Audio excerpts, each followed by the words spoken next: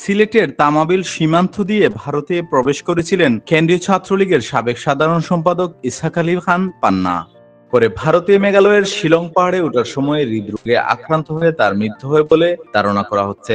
শুক্রবার মধ্যরাতে ঘটনাটি ঘটে। বাংলাদেশের জাতীয় গণমাধ্যমের বরাত দিয়ে ভারতের কলকাতায় অবস্থান করা তার এক ঘনিষ্ঠজন শনিবার পান্নার মৃত্যুর তথ্য গণমাধ্যমকে নিশ্চিত করেছেন।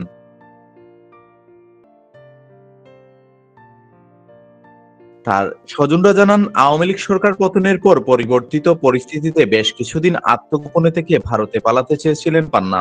সীমান্ত পার হয়ে শুক্রবার রাত 12টার দিকে মেঘালয় রাজ্যের শিলংয়ের একটি পাহাড়ে ওঠেন তিনি। পাহাড় পার হয়ে অপারে যাওয়ার চেষ্টার সময়ই হৃদরোগে আক্রান্ত হয়ে তার মৃত্যু ঘটে।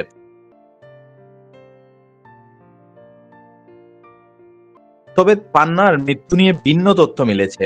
অনেকেই বলছেন পাহাড়ে ওঠার সময় পা পিছলে পড়ে গিয়ে তিনি মারা যান, আবার অনেকের ধারণা গুলিবিদ্ধ হয়ে তিনি মারা গিয়েছেন। তবে তার মৃত্যুর বিষয়ে পুলিশের কাছ থেকে সুনির্দিষ্ট কোনো তথ্য পাওয়া যায়নি। পান্নার মরদেহ দেশে ফিরিয়ে আনার বিষয়েও কারো বক্তব্য জানা যায়নি।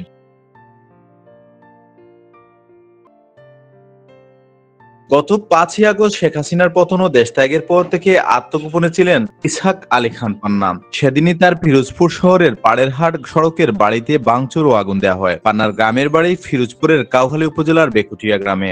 তিনি আওয়ামী লীগের ভাতৃপ্রতিম সংগঠন ছাত্রলীগের 1994 সালের সম্মেলনে সাধারণ সম্পাদক নির্বাচিত হয়েছিলেন।